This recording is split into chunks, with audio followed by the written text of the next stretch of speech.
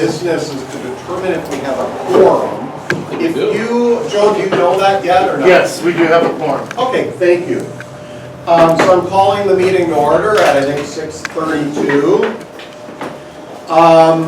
Item number 2 is Secretary's report, which, go ahead. I guess that was just it, right? Pretty much. I just have a list of some vacancies, but if anybody wants to see that, I have that here. Okay. So we're good to go. Okay, so I would entertain a motion to approve the agenda unless there is a request to amend it.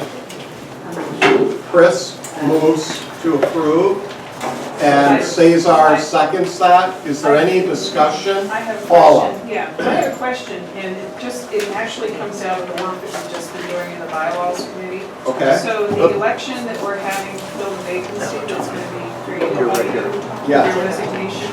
Yeah. We don't have any provision in the bylaws that speaks to that specifically, so I'm wondering under what provision are we doing that? Basically, the e-board discussed the process that we will be using. There was consensus at the e-board on the process, and we'll go over that when we get to that. Okay, because clearly it's something that you should find Yeah. before you put another item we have to add to the bylaws. We do. Chair, Yeah, Holly.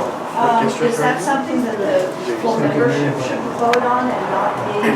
Yeah, we'll talk about the process, and if you object, we can modify it. The body objects, obviously, we'll obviously do what the body wants. Okay, anything else on the agenda? I think she's trying. All right. We'll get to the minutes. Please don't put in the agenda. Any other comments on the agenda? All right, seeing none, all in favor say aye. Aye. Any opposed or abstain? Thank you, passes unanimously. Joe, do we have anyone who needs to take the oath tonight? We do. Holly. Okay, anybody else? Okay. Wes, do you need to take the oath? No, You want to take the new one. Okay, if you want to just stand. Holly and Taylor, there we go.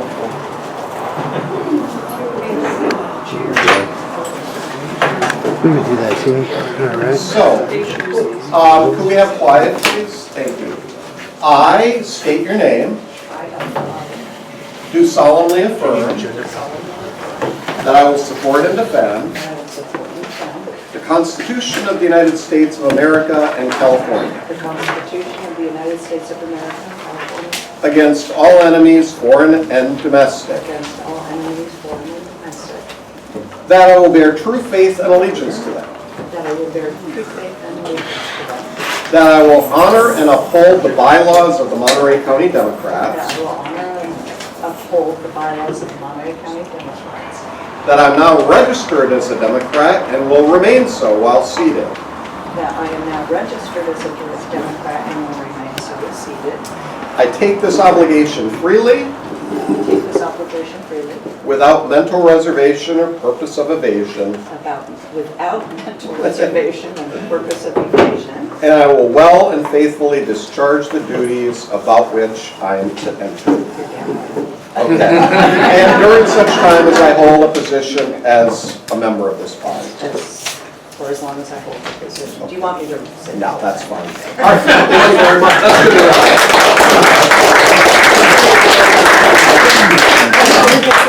As long as you're against all enemies, foreign and domestic. Especially the domestic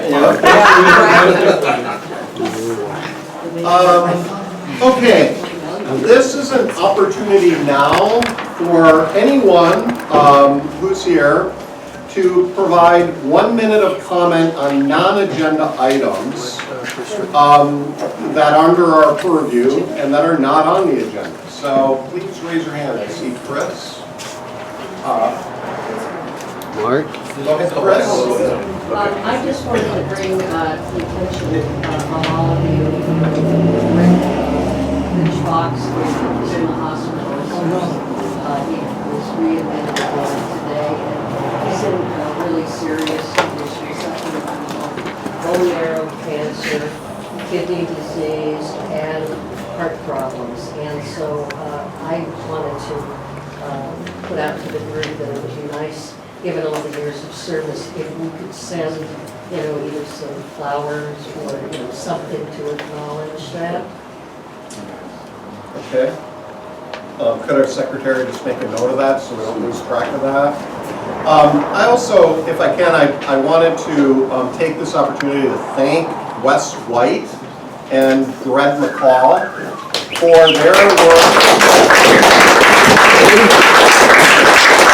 in videotaping so many of our events and other community events. So they were there on Sunday for the event honoring Simone Salinas. They were there Saturday for the Pride Parade. They're here now, so we just wanted to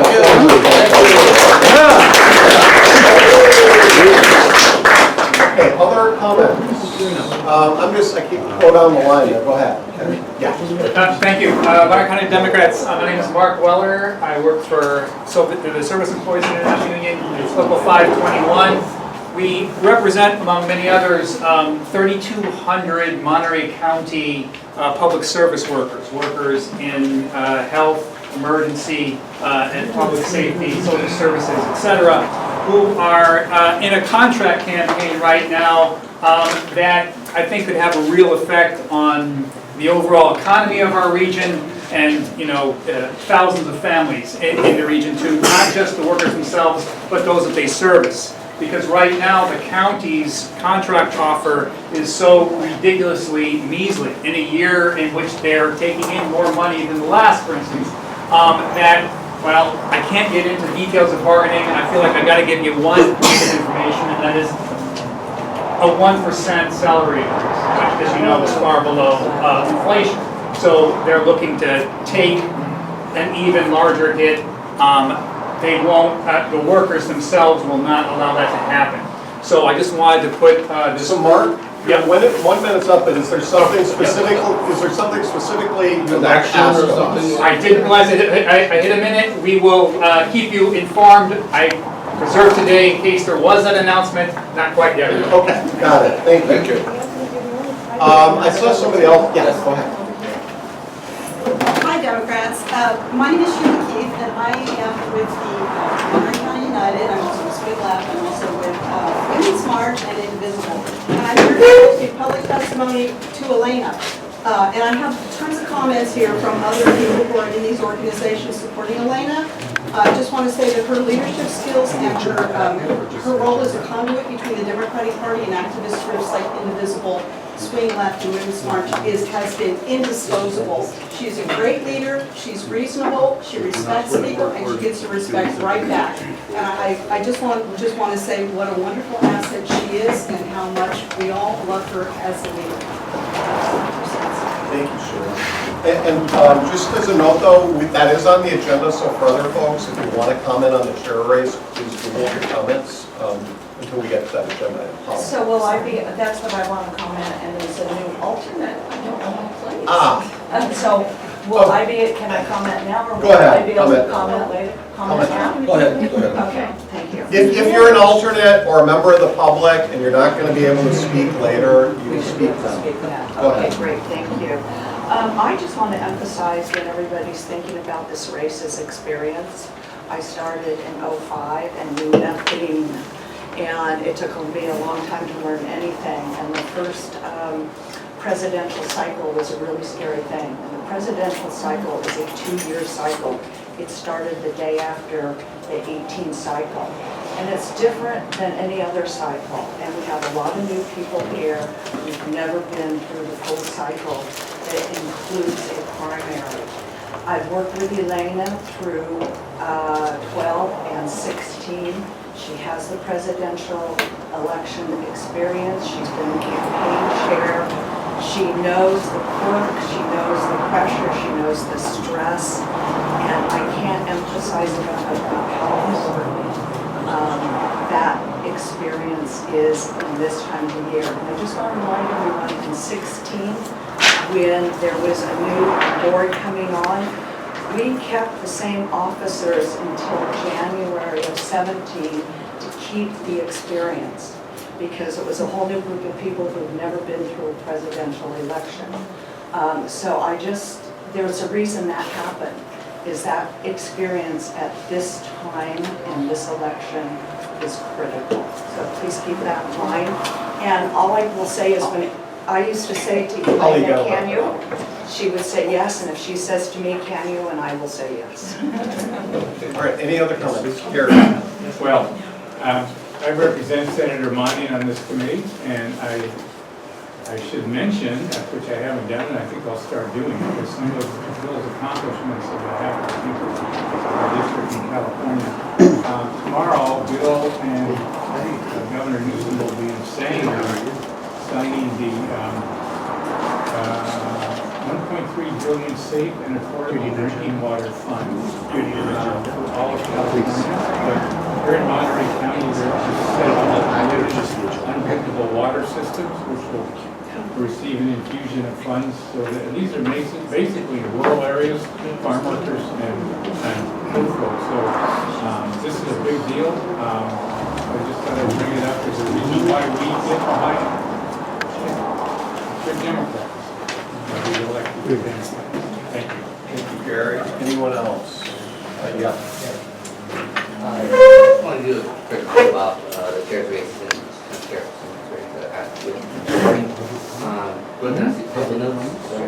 Yes, we're doing that right now. So some of you may know me, some of you may not. My name's Omar. I've been participating with the parties on and off since 2011. And one of my first and fondest memories was working out of the Bonifacio Plaza Center for Change in 2011. I recently was a volunteer or intern with Sanfar, and so I volunteered with the party there. And I remember sitting down putting together a canvassing package with Elena for the numerous campaigns we were doing at that time. And over the years, I have learned to know and love Elena. Elena has done, she was collaborative, she was inclusive, she made me feel welcome, she was always there to help me out, and was a genuinely kind and caring person. And yeah, and a party that she would lead is definitely a party that I would want to volunteer with again. Thank you. Anyone else? Catherine. I think it's great that we have two women who want to run for a position, but I want to let you know that as a person from Salinas who was never allowed to serve in this committee because I sat on the high school district board in Salinas and the meetings were on the same Tuesday nights, that I could never come and let you know who I was and advocate for myself when people on this central committee didn't want to support me when I was the only Democrat running in a race against Republicans. But Karen stood up for me, and Karen reminded the people who are now supporting me that I have been a lifelong Democrat, and I appreciate you for doing that, Karen, because I have Democrat in my heart, and we need a Salinas rep. We need someone who's going to support labor. And it wasn't because I didn't want to be here, because as you see, now that I have moved to a different board, I have come to every single meeting as Anthony's alternate. And I appreciate you here, and I appreciate you for standing up for a Democrat in a meeting of Democrats when Democrats didn't want to support the only Democrat in a race, and that's important. Thank you. Anyway, again, I just want to remind you, if you are a voting delegate, please hold your comments till we get to the item if it relates to the chair's race. If it's not, if you're not a delegate and you want to speak, then feel free. Yeah. Hi everyone, my name is Stephen Goings, and I'm glad to say that I don't care who you vote for. for your chair. Okay. What I want to say is that I know Karen Araujo very well, and I know Elena Loomis very well, and I know that they're both extraordinary people, they've been marvelous in my life, and I've seen them in so many different settings doing all this activist work. And I also know that politics can get rough sometimes, and I just want to remind everyone, we're calling it indivisible is the kind of new thing. Just reminding everyone about that indivisible, that who we are as human beings is more important ultimately than what position that we have. And just encouraging everyone to keep that spirit. Thank you. Yeah. comment, are you gonna, is it a different item? Different item. Okay, go for it. Different item. All right, so we're talking about either one of them. Go for it. So, I was in a shopping center a couple of weeks ago. In a big store, I looked around, and I realized, all of a sudden, I didn't have to look at the prices. I could buy anything I wanted. And my kudos to the 99-cent store. Thank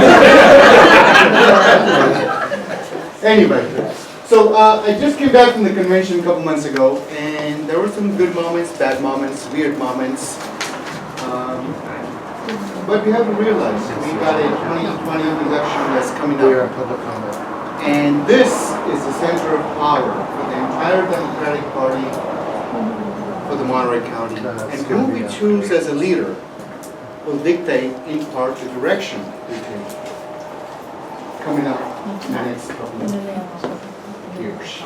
So today is a big year. We're in public comment right now. Thank you. Christian, you already I did. Make it fast. Okay, this is a note from It's gonna be up Rich to the Fox, chair at that and time. I didn't know whether I should say it now or voting, because it's something he wanted to say. Oh, go ahead and say it.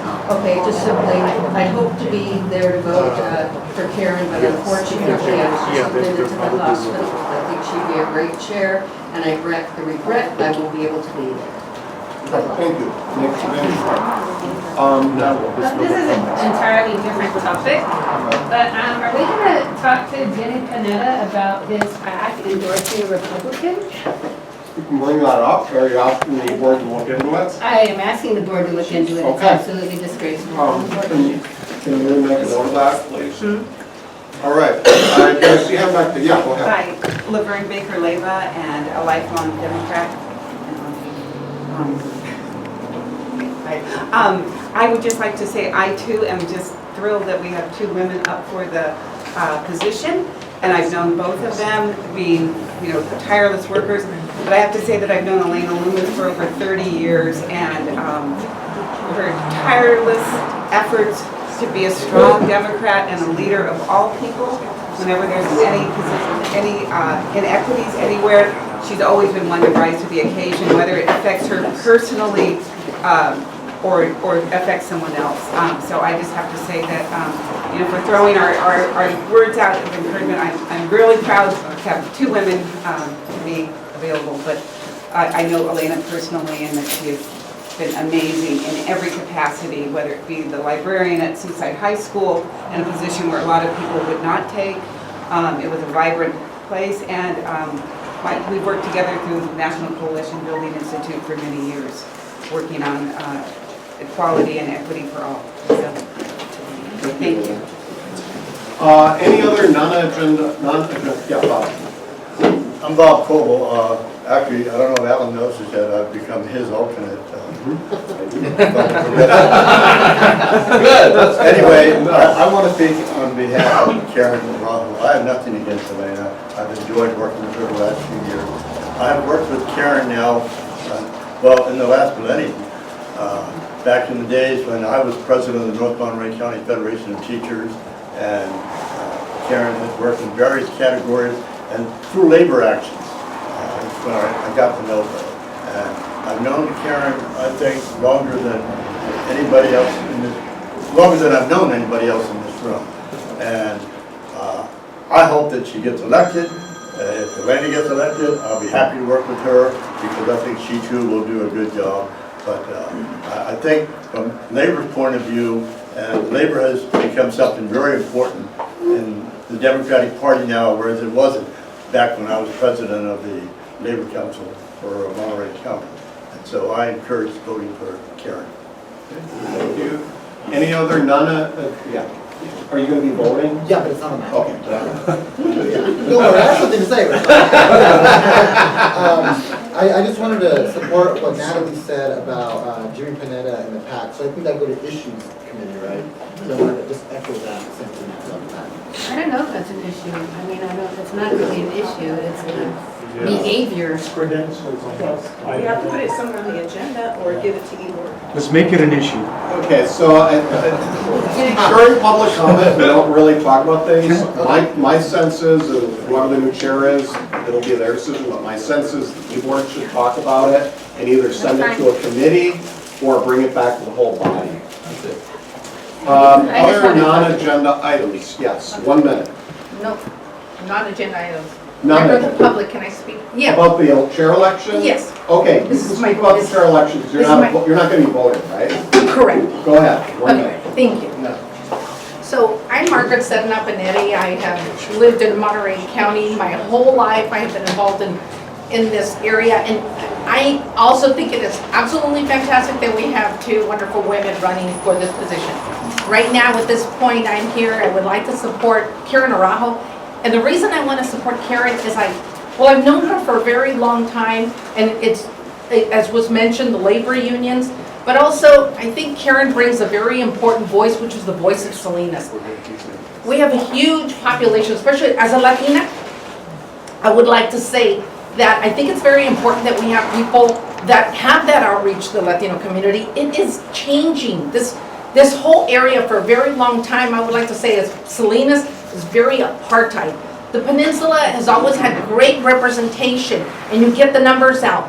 And Karen has a very unique connection to Salinas and to the rest of the valley. And I think that is extremely important at this time when we see the what's going on in the White House, when we see people being locked up at the border, when we see all of these very disgusting things. Wrap it up. Thank you. Very disgusting things that are happening at this time. And I think that it's very important to have somebody who has a connection throughout the valley and is familiar with the whole community and also brings an important Latino voice.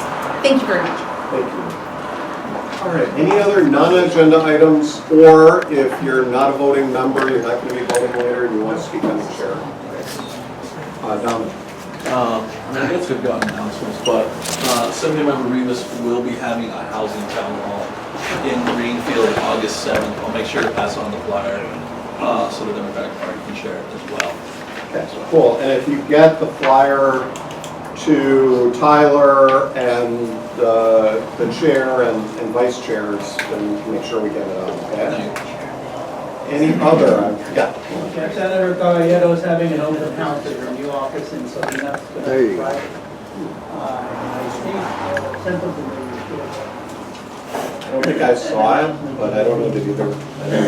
Can you get us a? It's Friday, right? Friday, this Friday. Yeah. What time?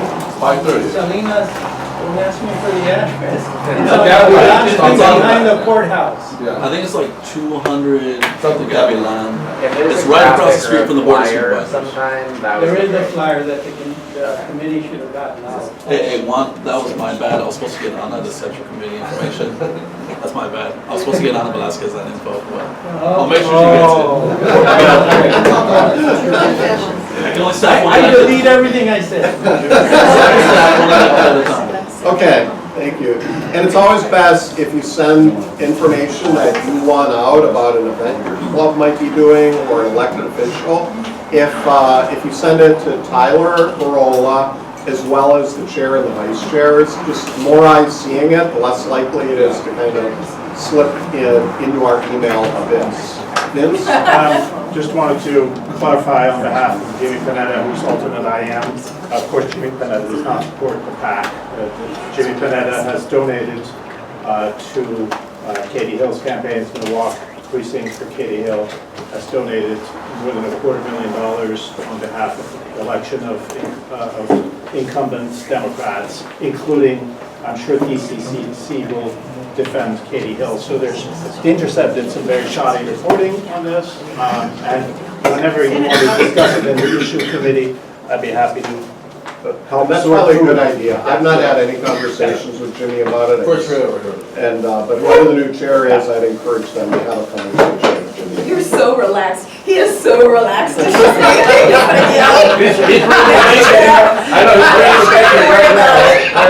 That's true.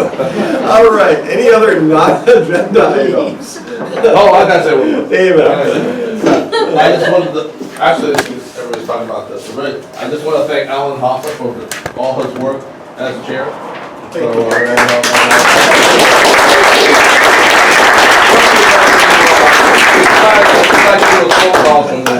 Alan, this is happening, this is happening. Thank you, David. Thank you. Okay, so I kind of am getting feeling we're done with public comment. Okay, so let's move on to consent agenda. So you should have gotten in your packet the minutes from the last two meetings as well as the financial reports. I would entertain a motion to approve them. We will also have a report later on finance when we get to that committee report. But if you want it, anyone wants to pull it, they have something they're concerned about, speak up. Otherwise, I would entertain a motion to approve the consent agenda. Yes. Approve the consent. I want to pull the profit and loss budget actual for June. I accidentally produced one for the month of June, not for the year. Okay. So by pulling it, you're going to bring us back a corrected version next month? Yes. Okay, got it. Thank you. Still would entertain a motion to approve from Chris. And Amit seconded, I think. Any other discussion? Any corrections to the minutes? Seeing none, all in favor say aye. Aye. Any opposed? All right, thank you. Okay, election of new chair. So there are a couple, first I want to go over the process, then I have a couple of comments, and then we'll go into it. And Joey and Joe and Caspian, help me remember if I get this wrong. So the board talked about this, and my understanding, recollection is this. So we will open the floor to nominations. So if there is somebody who would like to run, whose name hasn't surfaced yet, you can still self-nominate or somebody else can nominate you. Nominations have not been closed. Okay? Then I will close nominations. At that point, we're going to give the candidates 2 or 3 minutes, I don't remember, 2, 3, 2? You said 1 and 2 at the end. 1, okay, yeah. I think for 2 and 2. 2 and 2, let's go 2 and 2. So we'll give 2 minutes at the beginning, and then I'm going to open it to the members. So if you are either a primary or you're an alternate and your primary is not here, meaning you're going to be voting, those are the people who will then have a minute to speak. You don't have to speak. You could always pass. And then after everyone has had their say, we'll give any of the candidates another 2 minutes. Is that clear? At that point, we have ballots. Now, remember, votes in the Democratic Party are public. But the e-board talked about it, and we would like to use a process similar to what the state party has used. So there will be a paper ballot. You'll put the candidate you want on the ballot, and you'll sign it. Okay? If it's not signed, then it won't count. So sign it. Is that clear? And you have to put the candidates in. It has a sticker with their name on it. All right, that's a sticker and multiple choice. Then Joe and Caspian are going to count the votes. Okay? We're going to move on with the meeting. I'm going to actually run the rest of the meeting for the night, and the new chair will run the next meeting and will take their responsibilities after the meeting. Okay, so are there any questions or confusion? Gary? So if a person wants to abstain, they would write abstain and then sign it? Yes. Now that's a good question. As far as... We don't give them a ballot. So I'm just thinking for a second, because there are 2 ways that you can do things. You can just not vote. If you vote and abstain, you're going to make it harder for either person to get to 50%. Do you understand what I'm saying? Just don't vote. So you could just choose not to vote, too. And don't take a card. Because whoever wins has to get 50% plus 1 of the number of ballots that are cast. If we get we could have multiple candidates, I don't know that that's going to happen. If we do, and no one gets 50% plus 1, then we will have the top 2, and we'll vote again a second round. Yeah. Before the night is out. Why are you counting abstain? Because they're abstaining from voting. So they're not casting a vote. You should only count. Because they're contributing to the total vote pool. Yeah. So it makes it harder to get 50%. Yeah, so so you can choose not to vote if you don't want to affect the ability for somebody to get 50%. Otherwise, you can abstain. It's your choice. Yeah. May I suggest that instead of abstaining, just not vote, because if you abstain and put your ballot in, it affects the number that you need to reach 50% of the quorum. Just don't vote. That's what I'm trying to explain to folks. You do have that right, but, you know. And you don't vote because you have a conflict, you can hold on to, not because you don't want to make a decision. Right. Yeah, Paul. Just to be clear, people who are here for primaries are voting, their alternates will not be voting. Correct. So if you're a primary and you're here, you're voting and your alternate shouldn't vote. If you're an alternate and your primary is not here, then you should vote. I will also say that when it comes to abstaining, unless you have a compelling reason, so for example, you're casting a vote for a senator or an assembly person and they really don't want to get into this and they've directed you not to vote, then that's a valid reason. But if it's just that you don't want to vote, that's not really a good reason to abstain or not vote. You should vote because you're representing people. Carl. Yeah, well, because I was told I couldn't talk since I'm a primary. All right. You can talk now. I'm talking about the process right now, though. Just the process. But this is the end part of the process I'm going to talk about. Okay. I've been involved in a lot of elections. And I can tell from experience, the loser, however qualified that loser is, often fades away and does something else. We have two highly qualified people here. I want to tell them both, don't quit. Yes, thank you for saying that. And actually, that was the comment I was making, is that we need all of us. We need both of these two and whoever else might run. And so, and we have to be able to work together. And so also as we share our comments, I just want to encourage people to be positive about the candidate they're supporting and not negative, because we want to come out of this still united and able to work together. Okay? All right, any other questions or comments on the process? If not, yes, Paul? Can you just reiterate for people Yeah, that they so actually have I'm to gonna- put their name on the ballot so that the secretary can check to see who the person is, make sure that they've identified themselves so it doesn't violate our current bylaws that say secret ballot? Yeah, no, you have to identify yourself on your ballot, and the candidates, if they choose to do so, can look at the ballots. I don't know if they will, but they have that right. They're actually And other people. They're actually stickers with their names. So all you have to do is sign it. All right, any other questions on the process? Okay, good.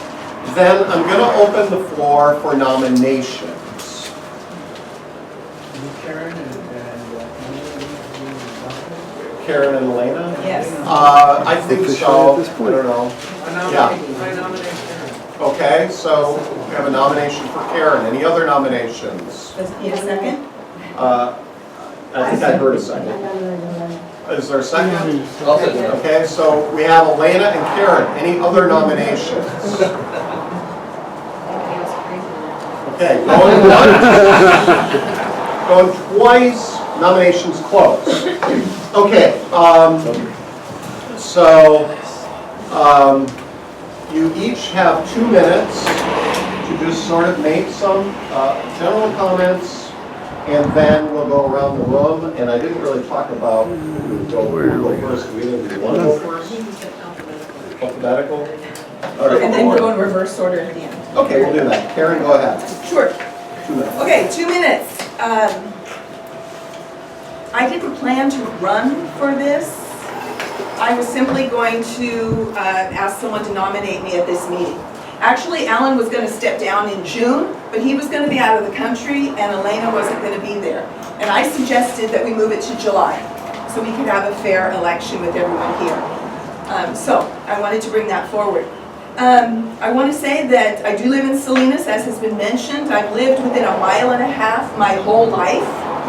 I've lived in Salinas always. I'm a 5th generation born in what's now Monterey County. The flags kept changing, the borders kept changing, my family didn't go anywhere. I am a Roosevelt Democrat, literally. I grew up in East Salinas, Alisal. And the Okie folks who raised me, the New Deal saved their lives and changed their lives.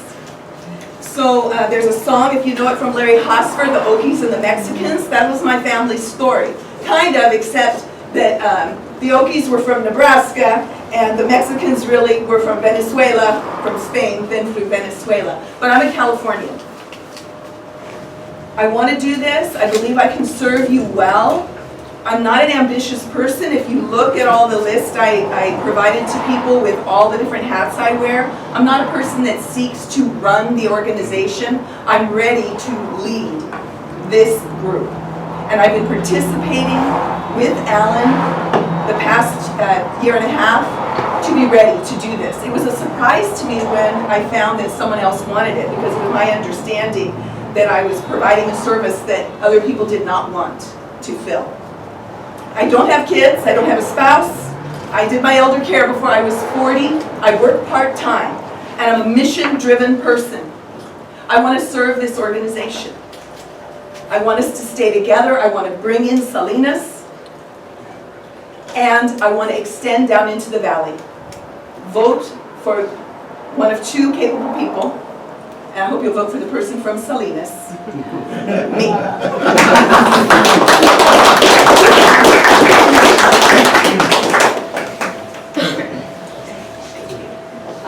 Thank you all for being here. Thank you for your service to the committee and for your service elsewhere. We appreciate that. I've been thinking a lot lately about my former students, children of farm workers, soldiers, public servants, business folks, and thinking about my own children and my grandchildren as I considered running for chair. They are the reason that I have been an activist in this community and on this central committee. They are also the reason that I have worked really hard to run a positive campaign. What's important is that we create a future for our children that is better than we're having right now, better than they are experiencing right now. I think that's what can unite us. I know that being chair is about making sure that the will of the committee, that all of us collectively are making decisions. It's about taking a step back and making sure we hear all members' voices. It's not about my political position, your political position, it's about the party's political position. It's about finding consensus wherever possible and charting the best path forward. That means having a chair who knows how to bring together diverse groups and create new alliances in order to expand our reach. As president of the Monterey County, National Coalition Building Institute of Monterey County, I have seen how working together with different groups can help. It can help make a safe space for our youth, our LGBTQ youth, and our students of color in their high schools. It means bringing together coalitions of allies, because only if we are united will we prevail. Okay, I'll save the rest for the next 2 minutes. I appreciate your vote, and I am here to say that I will support Karen if she is the ultimate winner.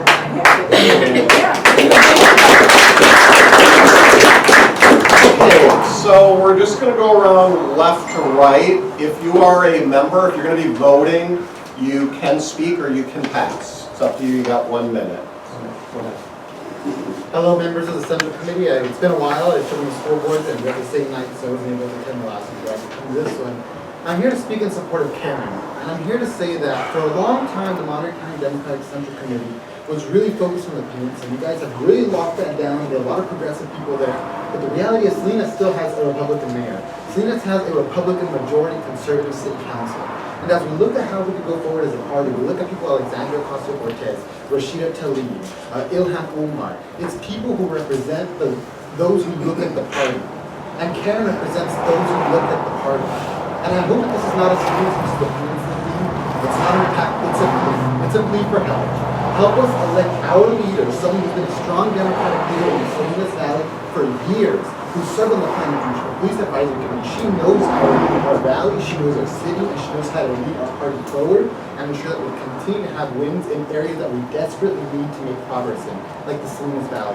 So I hope that you'll make this an equitable election, and I hope that you'll give a voice to those who for a long time have not had a voice in the process. She's a strong labor ally, and she's a progressive friend. So thank you. Thank you for notifying. That was nice. Thank you for not applying. That's good. I gather that everybody understands here that we are just hugely blessed by having two so able candidates, and we really can't lose in this as a group. But, and this is particularly hard for me, having been in the business for this long, and I know Carl and Gary, nobody else knows as well as we do, that when you've been in this kind of business for so long, you're bound to come to the time when two people are both precious to you. You know, some of the best friends you have will be running together. It's happened before and it happened again. But anyway, I'm supporting Elena because I have known her longer in this business. I mean, I've known Karen for umpteen years, worked with her in so many organizations. She's done a fabulous job, no problem at all. But she's relatively new in this business. And Elena has been with her for a long time. The value of experience is great. And she has learned how to herd cats in such a way that they don't even notice that they're being herded. So Jan, I gotta hurt you a little bit. You're about 30 seconds over. So you gotta wrap it up. My God, you've got guts to tell Jan to sit down? Any comments? Just want to thank Karen. Good, thank you.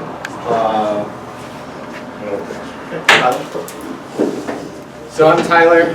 I was born, raised, currently live in the city of Salinas, and I'm here today to speak in strong support of my good friend Elena Loomis. I had the opportunity, I've gotten involved with this committee only in the more recent months, in the past maybe 6 months or so. But prior to that, I had a chance to work with Elena on Tyler Williamson's campaign in Monterey. And I can tell you that Salinas is not the only place where Republicans hold elected office. In the city of Monterey, there are Republican people on that city council and people who were not doing right by the people of Monterey. And she stepped up, and I have never worked with anybody before in politics who has been more kind, more empathetic, more collaborative, and more willing to work hard than I did in working with Elena. Karen is an excellent candidate as well, and I believe she wants what's best for this party. But what we really need to consider when we make this decision is who has presidential campaign experience and who at the end of the day is able, and in your role as chair of the campaign committee, that experience is vital going into the 2020 presidential election cycle. Elena is best positioned to serve us most well and put us in a position to win at all levels in 2020. And I know you're going to talk about in the next part how a centerpiece of your campaign is doing outreach to the Salinas Valley and making sure we finally open up a center for change there as soon as possible and making sure that that community is organized and ready to elect Democrats at every level. So I thank you both for running, but I really encourage everyone to vote for Elena. Thank you. Sure. I'm going to sit if that's okay. It takes too long to go. Clock's ticking. I want to thank Alan. I want to thank both of you for running. Oops. I want to thank Carl for running. I look at this as having spent 10 years of my life and gotten some gray hair in the process as chair of the party. And I think we are super lucky to have two candidates who are vice chairs who are going to run, two women. We're going to have a woman chair of this party, first time since as long as I can remember. I strongly support Elena. because I think we have about 3 months left until the presidential election kicks in. Actually, it started really. The primary is in March. We gotta hit the ground running. I think getting this party moving, especially in the presidential year, is about bringing people together. And I've seen Linda do that in a fantastic way, and I want to see that happen again, and I'll be there helping along, either way. Excellent. Cesar? Don't have anything, just thank you for your time as chair and. Thanks, appreciate it. I just did, but. Chris? Oh, okay. First of all, I want to thank Alan for the tremendous amount of work that you've done keeping Party going, and I particularly like to thank both Elena and Karen, because I think it's really important that we have two women running for this office. It's indicative of, I hope, what the future of this country looks like. We have two women parallel at the top, getting close to hopefully being in the runoffs for presidential candidate. I am speaking not only for myself, but for the entire board, and it was a difficult decision, but nonetheless, our board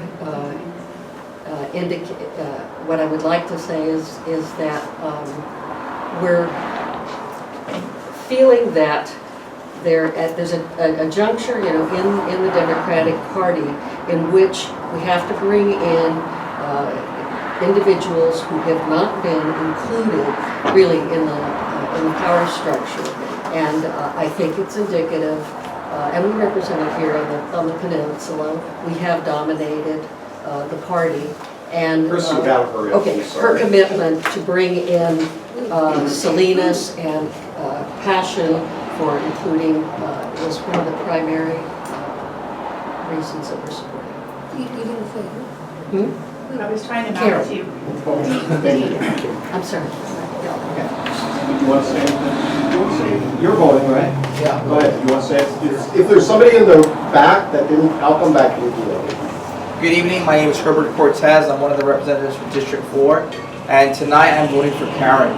I respect Elena a lot. I've heard her comments in many meetings, worked with her in some workshops, and I do respect her. But at this point, I think where we are now in the environment that we're going with this election cycle, we just need the type of energy that Karen provides. It's the energy that you need to engage everyone. It's not from Salinas or Monterey. You have a constituency group that really wants to get engaged, and we need someone that can harness all that energy. And so if it was a different time, I probably would vote for Elena. But where we're going now and what we have to go through the next year and a half to get someone elected requires someone to put people's egos in check. There's a lot of egos in this office, and I've seen Karen put people in check, and that's important because it allows us to reflect back on who we're actually serving. We're not serving ourselves, we're serving our community, and we need someone to put people and tell them, reflect on who you really want to serve. It's not about Salinas, not about Monterey, it's about serving who we really are. And for this next step, I will be voting for Karen, and I look forward for your vote to Karen as well. And I'm going to go back over here. Amit, did you want to speak now? Yeah, thank you. Amit Pandya, how are you guys? Listen, we have blessings. We have two very, very qualified women. I had pleasure to work side by side with both of them. However, one of them is just an absolutely major pain in the butt. This person is not afraid of speaking up, not afraid of fighting. There have been very we're talking about you. So, when you get in the middle of a meeting and you're not afraid to stand up and speak your mind and somebody else is talking you down and you still continue on your point, trying to show what it is, people take that as a sign of somebody who wants to fight. People take that as a sign of somebody who doesn't understand and is not diplomatic. I take that as a sign of leadership. I take that as a sign that if you have something to say, you stand up and you speak up. And that means you're taking a direction. And that means you're taking your opinion, other opinions, making up your mind, and moving forward. My vote in this case goes to Karen. Thank you. Thank you. I wasn't going to speak, but I'm going to. I wanted to thank Alan for his wonderful leadership. And then I had a hard time deciding between these candidates. I haven't been here, so I have to go on, what I know of them. And I think Karen's politics are more closely aligned with mine, but I think Elena's management style is more aligned with mine. And at this point, I think we need management to get through this campaign, so I'm voting for Elena. Thank you. Yes, my name is Mae Smith, and I'm standing in place for Ron Stone. She's away at the National Convention, she and her husband, and she left her vote for Elena. Thank you. Ian, you voting today? Yeah, I believe so. I just want to say thank you to President Allen for what you've done for us. And I just want to be clear, I think they're both qualified people. I won't say women because they're people, and that's what we need. And then that's it. Melanie? I'm good. Yes, I thank you, Alan. You've got me involved, and I appreciate that. I'm really happy that we will have a woman for chair, and everyone has already expressed how capable both of them are. I'm putting my vote in for Elena because I've known Elena for 5 years. She's been there for me for whatever I needed. Her communication skills are just so spot on. She has great follow-through, great feedback. And I think what really endears me to Elena is that she has a great understanding of social justice and how to deal with people. And I really appreciate working with her because of that. And I think that she would be an asset as we prepare for 2020. Thank you. Paula? I'm an alternate. You're an alternate? Okay. Joe, did you want to say anything? I'm good. Okay. David, are you going to? I can't see who's back there either. Alternates can Alternates? still David? Yes, I would like to thank you, Alan, for your work this past year. I do feel that the party itself is not moving as rapidly and as quickly as I think it should. Actually, I feel like the party's in trouble. I think we need to challenge ourselves, challenge the establishment, and really establish ourselves as representatives of the people, and not necessarily of the moneyed or preferred interest in this county. I think Democrats have always stood for those who have not been able to stand up for themselves. So I will be casting my vote for Karen Araujo. I think Karen represents the future. Thank you. Caspian, do you want to say anything? I can't see who's on the other side. Yeah. Yes, I just. Let's go to Alicia and then we'll come back. Alicia Gaines, District 4. And thank you, Alan, for your service.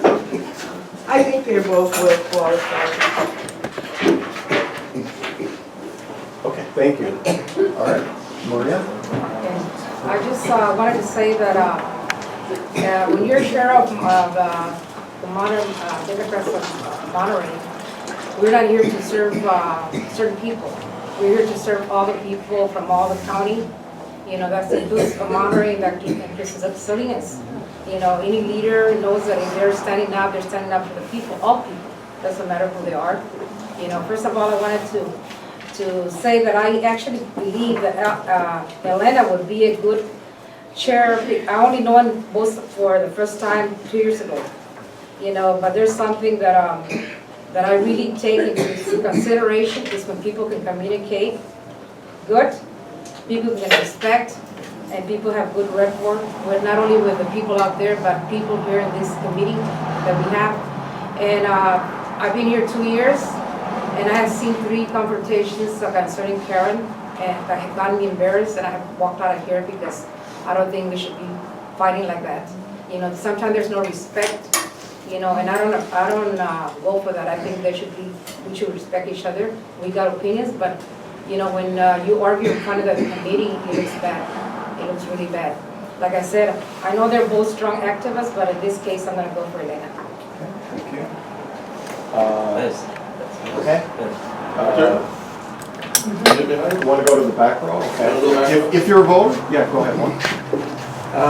Good evening, everybody. My name is Juan Martinez. I'm from Gonzales, California, Salinas Valley, District 3. I'm going to be casting my vote for Karen. And one of the only reasons, and I got to know both of them, like, what a great opportunity we have to choose, right? So it's beautiful that way. I've gotten to know Karen quite a bit, you know, and one of the things I did hear from, I think, the District 4 gentleman there, how she puts people in check. And she put me in check a couple of times, kind of straightened me out, right? Hey, that takes a lot sometimes, right? But it's something that's very sorely needed, because in politics, we all kind of hover around the people that we feel comfortable with, and we're like the pat in the back, and we encourage them, we don't tell the other people, and we don't share, because we want certain people in, other people out, so we cater there that way. We need as much support from you guys in South County, and if we're not growing, it's our fault. And half of us as a Democratic Party is in Monterey area peninsula. That's you guys. We need your help down there. We need somebody bilingual.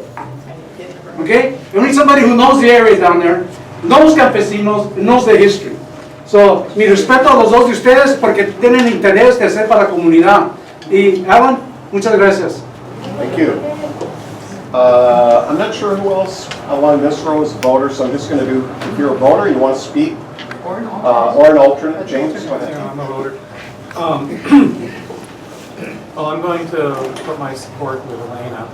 I think that she has the temperament and the management to get us working together as a unit. I keep hearing that the fire is an important thing, and it is. But we don't want fire that's going to be so much that it's going to burn people who would otherwise be part of the group, and they end up leaving or not working as well. And if Karen does win, I hope that you'll moderate your future behavior, the way you run things. Thank you. But I'll support you if you win. David, have you spoken? Do you want to speak? Yeah, sure. So, hi everybody. So me, David Conklin, Greenfield, and so also on the executive board.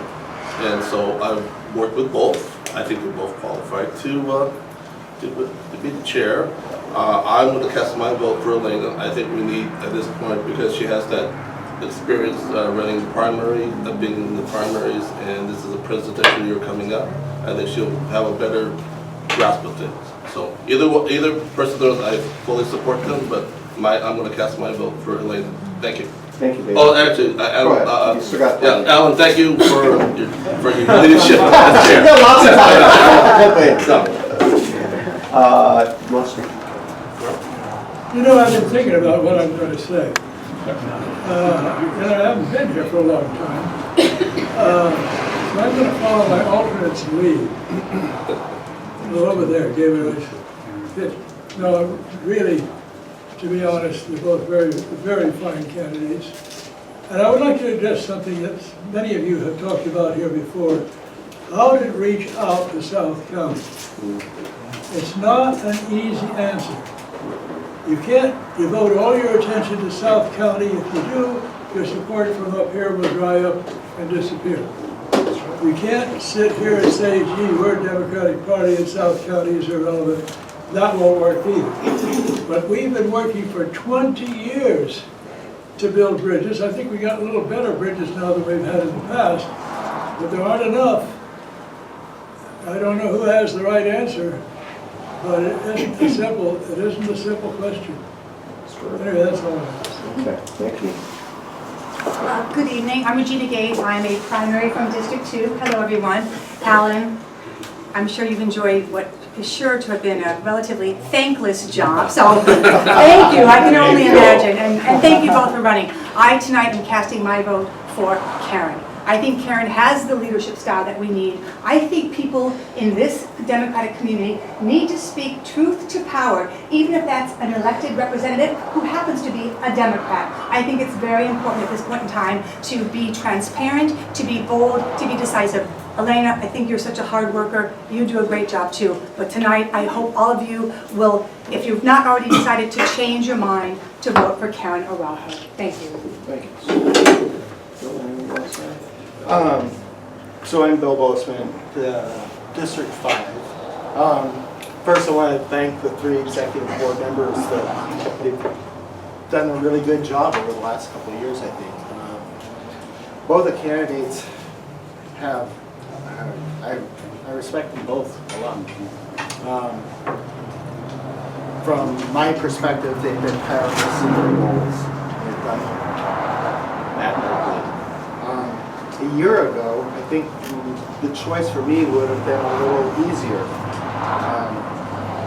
But over the last year, especially during Alan's absence, I've seen how Karen, I think, has actually matured in her role as VP. Her conduct during the meetings has, I think, improved. I mean, there were times when we've had some tense meetings, but that has not, I haven't seen that as much recently. I think there's really been improvement. So I am going to actually vote for Karen. I think that Karen, I think both of them would do a great job. Thank you. Gary, I know you're not voting. But I have something to say. Well, thank you, Alan, and I'll give you a hug when we get to the hugs part of the meeting. I've worked with Elena, Karen, a lot. Both great people. I enjoyed working for them, with them. I have great respect. But a lot of time, intelligent time, cooperative. Of course, I've known Karen much longer, for 35 years. We first worked on a campaign in 1984 in Salinas when we had a Democratic headquarters there. So only Juan and I go back farther than that. When Juan and I and Anna and others tried to take over the Central Committee back in 1980. We've been trying since then. That was a bottle of aspirin, let me tell you. So I've known Karen for 35 years. To me, I mean, I think for years, she and I think, have sort of bounced things off each other. We work together really well, as we do with, I have with Elena. I think Karen knows the county-wide maybe better than anybody else in this room. Maybe I'll take the heat for that, but it's not the lettuce curtain thing so much, but I think we had a good balance back in the late 80s when we had a team of insurgents on the Central Committee from the Salinas Valley vote. So I think we need to, what'll help us eliminate our weakness is electing Karen Araujo from Salinas.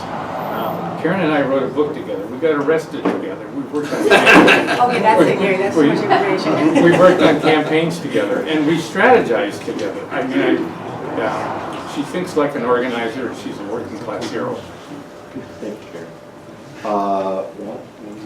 Yeah, first I want to thank Dominic for announcing Senator Caballero's open house. Forgetting to spread the word, my friend. He got it, we took care of it. We'll get it up there. There's been a couple of moments in the development of Latino political power that have been pretty important, and both moments were fueled by people from the peninsula. In the farm worker struggle, believe it or not, there were times when farm workers didn't have portable toilets in the field. They had to defecate in front of everybody, including the women. And the person who championed that cause for us in the Salinas Valley was Fred Farr. Fred introduced a bill in the state Senate that mandated portable toilets in the field. And the second one is more personal. Anna was involved in politics by then, but what really launched her career for higher office was Leon Panetta. In 1996, the president showed up for a campaign rally. Leon called Anna from the White House and said, I want you to introduce the president. And Anna did, and it elevated her status within the political movement in the Salinas Valley. And the president, in front of CNN and everybody else, told Anna, you ought to run for higher office. And she did. This may be one of those moments too. We're stronger than we've ever been in the Salinas Valley, but not quite as strong as we should be in the Central Committee. And if we are to become strong in the Central Committee, once again, we're going to need help from the Peninsula to help us make it happen. So I'm voting for Karen, and I'm urging the rest of you to do the same. Thank you. Thank you. Okay, so has everyone who should be speaking had a chance to speak? Okay. So I just want to say both of them, as you've all noted, are well qualified. I've had a chance to work with both of them. I think they're both great. They do have different skill sets. They will probably lead us in slightly different ways. But whoever wins tonight, I'm confident our committee will be strong going forward. I, as chair, am not going to vote in this first ballot. I'm not taking a position. If there is a tie, which it sounds like there could be, then I will cast a vote. So, Joe, are you ready to hand out ballots? I haven't texted this question. Oh, yeah, okay, sorry. Is it about them getting to speak? Because if so, I'm going to give them 2 minutes each. You said you're not going to vote. I'm not going to vote. Unless The first round. But I'm your alternate. If you don't vote, No. Sorry. Joe, one more thing though.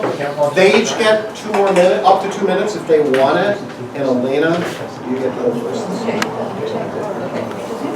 Well, thank you for everyone who spoke in support of both of us.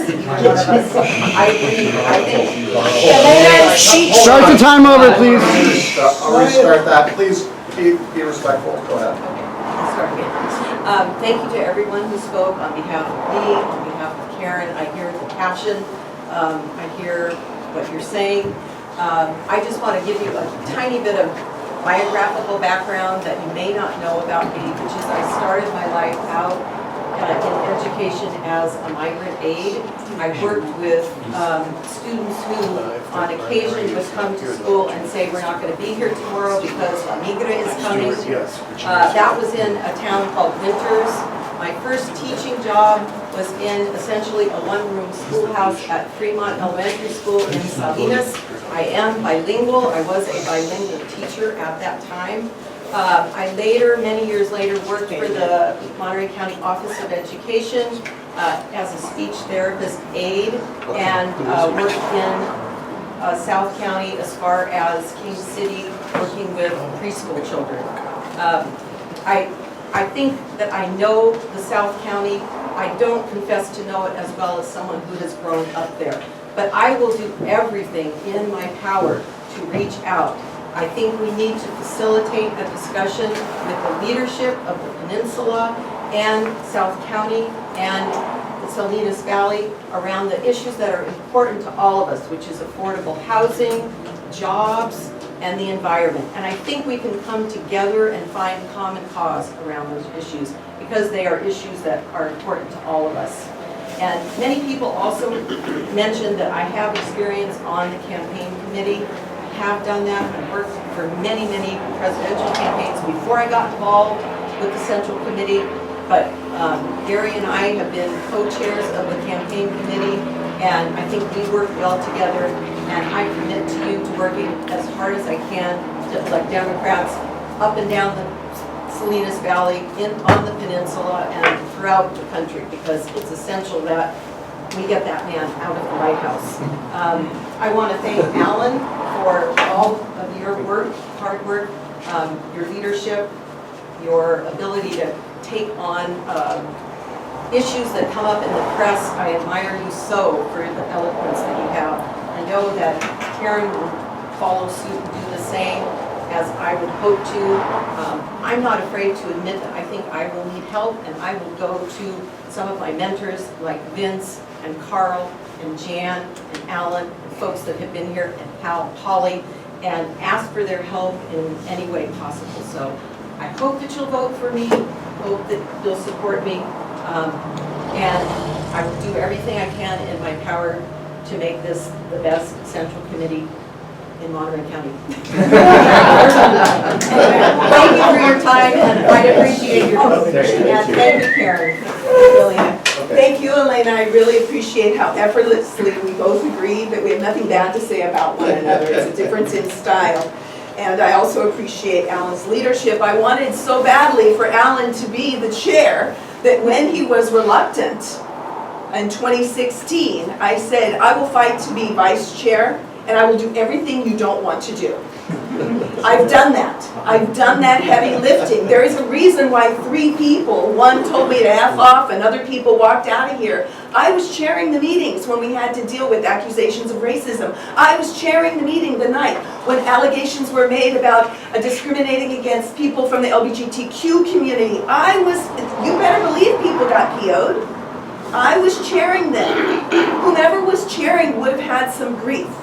I forget what the other thing was, but you know, I've done the heavy lifting, and maybe I haven't been as overt as I should have been about doing that. I took some notes here. There are women, there are mayors in office that I recruited. There are people in office today that I recruited as part of my work here. Monterey Downs got a nail in the coffin because of a campaign I ran with Gary and George Riley. I have ran campaigns for 30 years. It shows the limitation of the vision here to say, because someone hasn't worked on a presidential year at the Central Committee, that they don't know how to run campaigns. I call BS on that. Because I've done that for labor, I've done that for individuals, I've done it everywhere. I've been hired as a campaign person. I know what I'm doing. So please take that away if that has anything to do with it. Elena and Gary, they can keep leading the campaign committee. My goal, what I would like to do is more leadership development. Leadership, more candidate trainings, long-range vision. How are we financially going to get to that place in Salinas and have an office here? I'll pick up that phone and I'll call people and ask for money, and I will not shy away from a conflict. I have heard say, oh, people are going to be upset, how are we going to deal with that? And what do I always say? We cannot make decisions based on who's going to be upset or who's going to be made uncomfortable. We have a vision statement. We have a purpose. We have a reason why we're here. We need to adhere to that, or we need to change our party platform or our party registration. And I will not apologize for that. So yeah, that's not going to make some people happy. It's a small community. We're going to disagree sometimes. I will shake hands and we will live to see another day. I can lead this organization and I can keep the finances, and I'm responsible for the way that we have so many people in this room because of things I have implemented to increase participation in this central committee. Please vote for me and explain and apologize to someone later if you told them you were going to vote for them.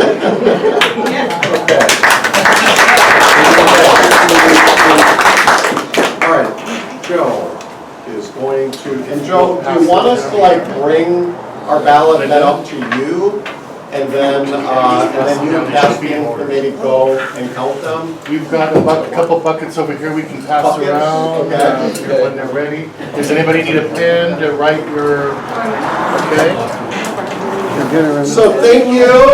First of all, thank you everyone for your comments and for the way you conducted yourself. I appreciate that. We're going to continue with the meeting while the vote is being counted. So let's see. I'm just going to go to information items first. I'll come back to 8 because I don't really remember what that was all about. So July 4th, information item 9A, July 4th, Alan? and 5. Hang on. Yeah, point of order? Or what's your comment? I can remind you about number 8. You just had the wrong date. Okay, go ahead then. I think what you're referring to is the Region 7 meeting that's being held by Omar Torres, I believe August 10th in Santa Cruz, over at SEIU. And then the E-Board is in San Jose on August 23rd, 4th, and 5th at the end of the month. But the August 7th, or the Region 7 meeting. And where is that meeting? It's at SEIU in Santa Cruz. Okay, so for those of you who maybe don't know the ins and outs of the Democratic Party, we're a county party, but then we're part of a larger region, which is called Region 7. And you are welcome to go to those meetings. In fact, any Democrat, just like any Democrat is welcome here, they don't get to vote, but they get to come. You're also welcome to go to Region 7 meetings. They oftentimes have interesting speakers. I don't know who's going to be at this one. You never know. It could be a presidential candidate. So anyway, that's what this item 8 is about. The date is not right, though. It's August 10th. 9:30 to 12. 9:30 to 12, and it's at the SEIU building in Santa Cruz. 517 Mission. 517 Mission. So sometimes they're really interesting, and I do encourage you to go to them once in a while, yeah. Okay, report on July 4th and Pride Parade. Go ahead. I can do July 4th. We had a great turnout in the parade. Actually, Linda probably should speak to the parade because she really organized it. But at our booth, we registered 30 voters. We had a lot of great help from a variety of organizations, including some new Dems. One young woman, somebody asked if she was a candidate, and I said, you should be. We made $225, which I hope Caspian got, and we signed up 14 people. We did a straw poll, and it was interesting. This was after the first debate, so that people had seen something.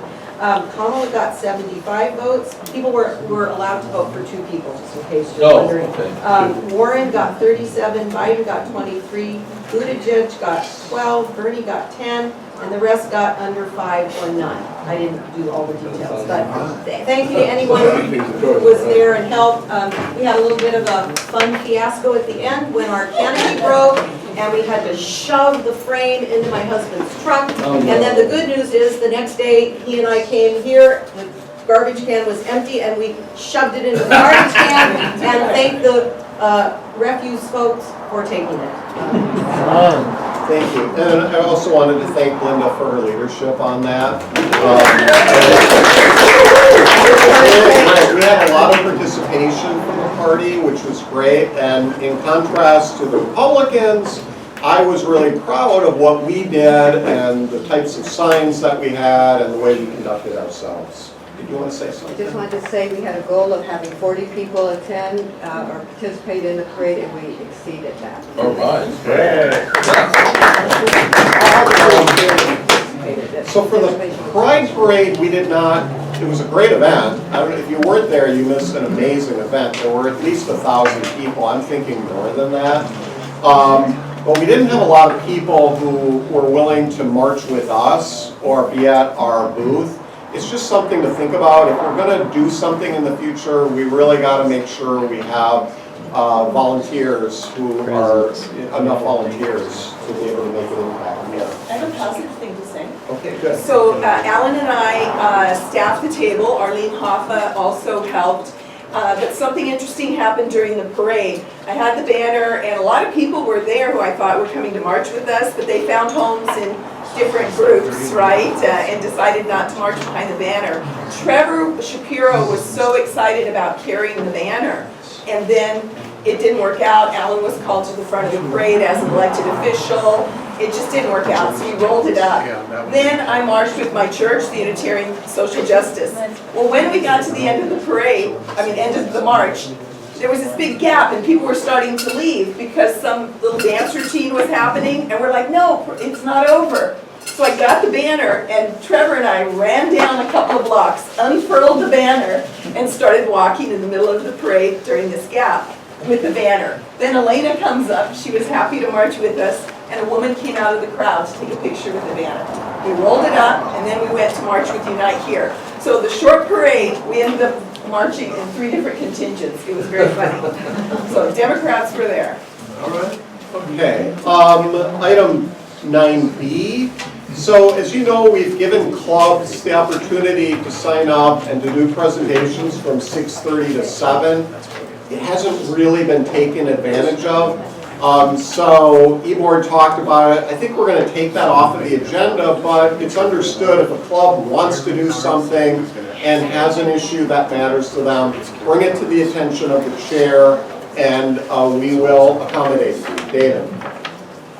Did the board reach out to the clubs and ask why there was no takers for the offer? No, we just announce it every month. Nobody told us anything. So.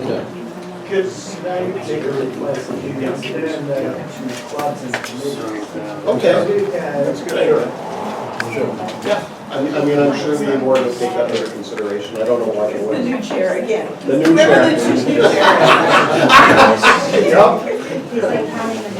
Alex, enjoying this one. Let's see, Monterey County United.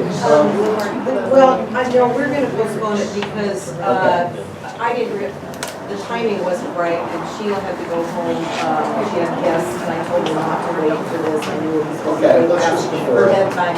So, we'll make it work next time. Okay, let's go to club reports. Democratic Women, you're always doing something. What's going on?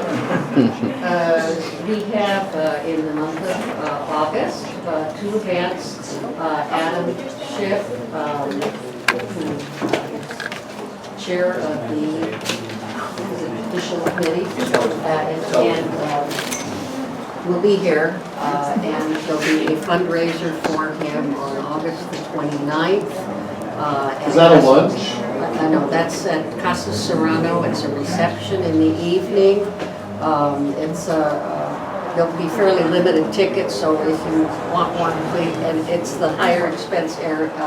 Can people buy online, or do they need to come? We'll be getting it out in the next 2 days.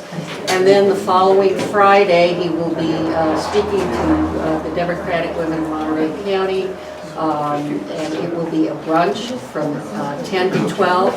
However, when the tickets go on sale, they will be sort of put in an order, that is that they'll go to members first.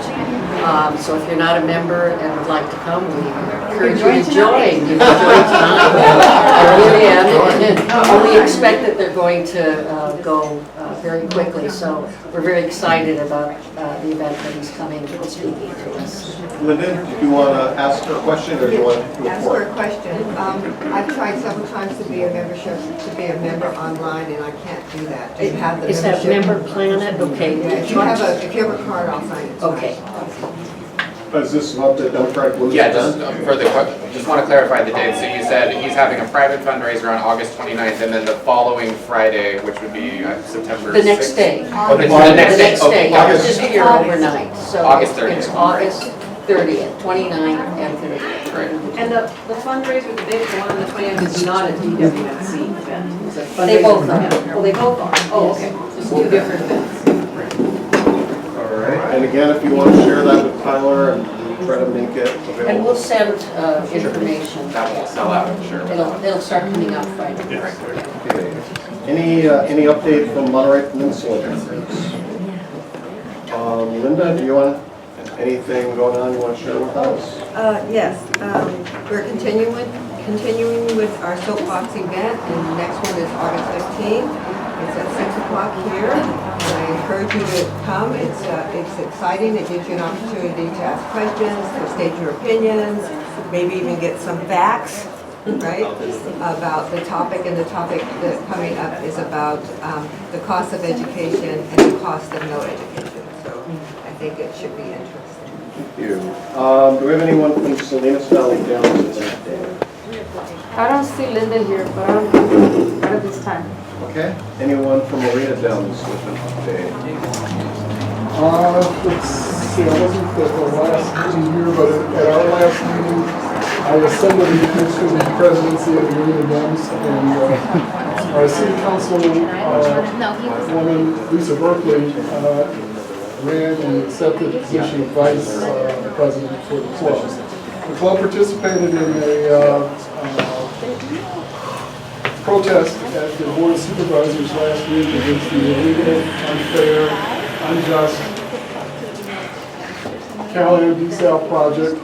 And unfortunately, our tone-deaf supervisors once again have succumbed to the money wishes of the peninsula and pushing forward this obscene and totally illegal taking of water, not just from Marina, but the Salinas Valley. Supervisor Alejo said that it's been going on too long and we just need to get it done. Without any real reference, without any real fact or understanding of what the problem was. I was embarrassed for him as a supervisor that he would stand and They were say trying to something. focus on the club. And as a Democrat. As a Marina Democrat. Yes. Thank you. So we are planning an upcoming event in September or October, so stay tuned. Okay. Gary, Progressive Dems? Yeah, Progressive Dems voted to send $750 to the senior for the luncheon. Speak up. At the table, October 12th luncheon. We also hosted 2 debate watching parties. Each one off pretty well. We had a full house here. We had about 50 people each night. We had discussion groups afterwards. We raised $1,200. We did an auction, we did a puppet show, we gave them all kinds of shit. I mean, we're throwing parties for people. I mean, they better do something when it comes time. But it was fun, and there were a lot of new people.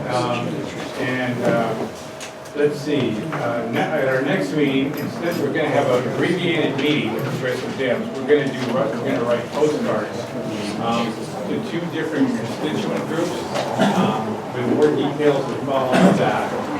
We're getting 1,000 postcards from the state party to do that. And so we would obviously welcome support from other members of the club. Yeah. Let's see. We also, Progressive Dems, wanted to see if it would be possible to hold a public educational forum on Central America and U.S. involvement in the destabilization of the region. So we're trying to get together people in the greater Central Coast area, including Dana Frank, who's a U.S. history professor up there at Santa Cruz, going to help us. And that'll be sometime probably in October. I also wanted to tell people we've done something new in terms of fundraising. It's retail politics. We actually had a garage sale here, and we sold some 33 stuffed animals to an antique mall for $1,000. So it can be done. We have a lot of items here. So in a month or 2, we're going to have another estate sale here. And if you have things that you want to contribute and get the proceeds for your club, we're willing to do that. But we'll give you details later, but it's got to be sort of quality items. We did this a couple months ago, we made $500. So we're extending the opportunity to all the other clubs. Or anybody else, so you want to clean up your garage? No, high quality, no. Okay, thank you, Gary. Ian? We're doing well. We're meeting next week here, 6 o'clock, and I think we're co-hosting with the Central Committee, so they took our time. But we're co-hosting the debates, so we'll be here next Tuesday night. Thank you. Alan? Yes. Can I interject, and I don't know if this is in order, but can I request a 5-minute recess to discuss the chair's race with you? Yes, that's concerning. Okay. 5 minutes. It's more for clarification than anything else. Is it important? Okay, let's continue with committee reports. Finance, SPN, are you able to do that now? I know you're kind of like. If you can I'll push me come back back for to you. one person. I'll come back to you. Is there anything on credentials? Yes. Go ahead. Sure. So for credentials, please be aware that because the primary has changed to March and the dates for the conventions have changed, if we approve what the bylaws committee is putting forth, we're gonna have all the clubs at one time. Now, we've already started doing this. We started doing this last year instead of on the anniversary of when you were chartered. Be aware, the date will probably be the month of May. So at every meeting you have, don't wait till it's time to charter. Always keep your rosters updated, keep your bylaws updated, just keep all that updated so you don't have to do the work, right? So it looks like it's gonna be May, and there is room for other clubs. We have materials for you if you would like to start a new club. So I just wanted to put that up there. We have two people still to take the oath, and interest forms are online if you know anyone who would like to run for office. We'll all be running for office next year in the primary, all the Board of Supervisors. Okay, thank you. Bill, anything on issues going on? I will refer to Gary, transportation. Well, that got deferred a few times, but basically the information is there for all the members. I mean, it's a component of our original endorsement of the Green New Deal. We had a specific Green New Deal. There are many Green New Deals. But this one is a local issue which had to do with carbon emissions for the automobiles people that we need, and where the people live and where they work. Almost nobody on the peninsula lives and works in the same city. They're commuting somewhere, mainly from Seaside and Marina to Carmel and Monterey. I mean, it's only 6-7 miles, but when you add it up, if there was van pools and other ways to share the cost, the average, let's say a hospitality worker would save $1,500 a year and also have more time to socialize than be stuck in traffic. So, and it's something that I think that as we come to interviewing candidates for city council and board of supervisors, we should include questions in there about what kind of regional bodies they want to sit on. Because someone who, like many of you know, you're on a city council or the board of supervisors, you can choose, or the mayor chooses for you, to put you on the mosquito abatement board or on the air quality board. And some of those make some really important big decisions for the whole region. So I think it's important to know, for people that are running for office to know what they're getting into, not just representing the city of Monterey, but they're also going to be sitting on a few regional bodies that have impact across the area. So I submit that as something for consideration for the And is this something you want us to consider voting on I next think we time? already did. We already did, Yeah, okay, it's thanks. just make sure we Information. finish the thought. Okay, thank you. Development. David. Just in time. I'll just the best speaker. Hi, are we gonna come back to you, or are you okay? No, I'm fine. Yeah, so we had a pretty nice event on Sunday down in Shy Winery, and we had a number of people, a lot of elected officials there. This is only a partial list. I think Juan, you're representing out of Caballero. Rodriguez was there. Ian was there. Ian Oglesby. Anthony Rocha was there. Let's see. Luis Alejo, Chris Lopez, Alan, Lena, Karen. What did Rube ask you? Yes. Yeah. Ask you. Oh, yeah, you were there. Yeah, you made it in. I don't know. Mary Lou and Jose. Yes, you were there. Dominic was there. So, Wes and Red. yes, Wes and Red. Thank you for filming it. And I guess somewhere on YouTube or somewhere you can actually watch the whole thing. I'll send it to you, yeah. Okay, great. So I just handed the money to Caspian, and so we haven't tallied up everything. I do know we had 3 large sponsors. Alan Hoffman was one for $250. The building trades was one for $250, and Chris Lopez for $250. And I think there's some other people that may have pledged some large amounts that I don't know about. And so everybody else was $25. So I think if we didn't break even, we were pretty close. I think it was a great experience in terms of just reaching out to South County. So hopefully we'll do that again. I know that wasn't the best weekend to do it, the best time, but the word's out. You know, we're willing to take a commitment down to South Canada, the Salinas Valley, and so yeah, it's great. And then Shai Ryder says, please come back. All right. And then October. Yes, I'm gonna let Timothy talk about it. Okay, thank you.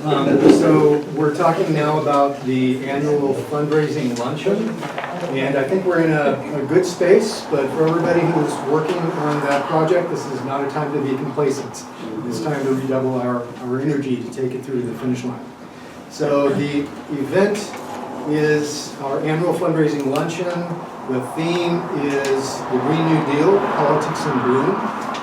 It is Saturday, October 12th, from 11 to 1 at the Tides. And so we've secured our hotel, we've secured the venue. The registration committee has a chart of the room, so they know where the tables are and how many tables and chairs can fit in there. We have our solicitation letter written, signed, and Gary has sent it out to a targeted group of potential donors. And I think the next step will be to get it out to a larger group. We also have invitations out to keynote speakers.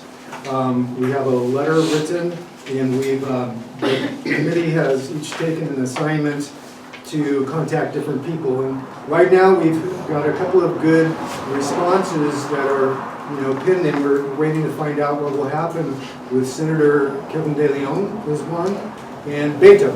So we're talking with their people to see if they'll be available to be keynote speakers. But that is really our next task.